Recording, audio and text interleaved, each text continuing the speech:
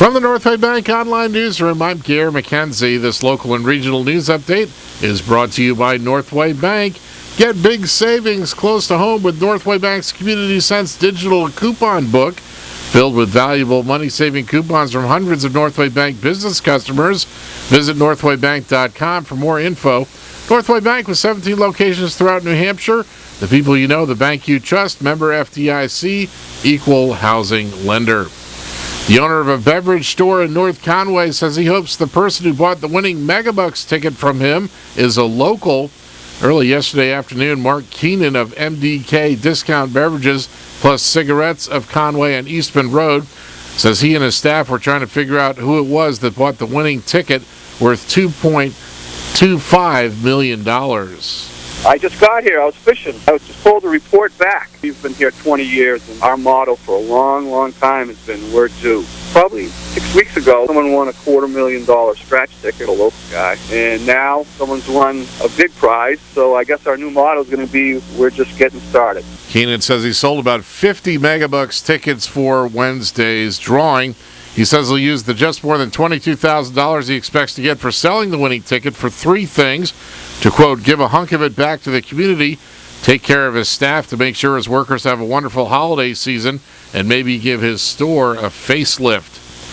As the peak of leaf peeping season arrives, a marketing association that represents popular tourist attractions in the Valley area has a message for prospective visitors who may be concerned about the impact of the shutdown of the federal government. The message from the North Woodstock, New Hampshire-based White Mountains Attractions is, quote, basically nothing has changed.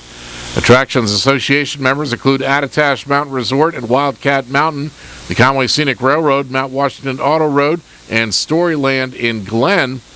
Marketing manager Cheryl Reardon says the White Mountains region has no admission gate. Visitors to the area should not notice much of a change. The federal government shutdown really affects the federal employees who work in our region and not the region itself. Private, state, and the Appalachian Mountain Club visitor centers remain open. The National Forest campgrounds, Appalachian Mountain Club lodges, and backcountry huts also remain open as they are run by outside vendors. Although located in or around the White Mountain National Forest, all hiking trails, local attractions, New Hampshire state parks such as Franconia Notch, Crawford Notch, and the Mount Washington State Park are all unaffected.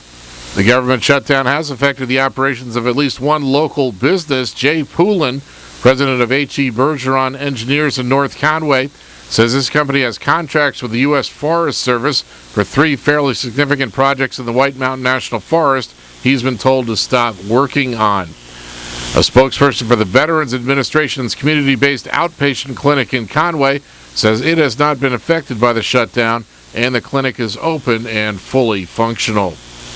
In Maine news, Governor Paul LePage says 44 federally funded workers of the Maine Department of Defense, Veterans, and Emergency Management are being temporarily laid off due to the government shutdown. The governor says the department is the hardest hit state agency so far to be affected by the shutdown. In sports, the Boston Bruins beat the Tampa Bay Lightning 3-1 last night in their season opener. The St. Louis Cardinals got a 9-1 win over Jeff Locke's Pittsburgh Pirates in the National League Division Series. And two AL Division Series finally get underway today, with the Boston Red Sox sending out John Lester against wild card winner Tampa Bay, and the Rays ace Matt Moore at Fenway Park this afternoon at 3. The night game has the Oakland A's hosting Detroit. In the weather today, partly sunny, highs in the lower 70s, around 70 in southern Carroll County with light winds. Becoming mostly cloudy tonight, lows in the mid-40s, upper 40s in southern Carroll County, and mostly cloudy on Saturday, highs in the upper 60s. From the Northway Bank Online Newsroom, I'm Gary McKenzie.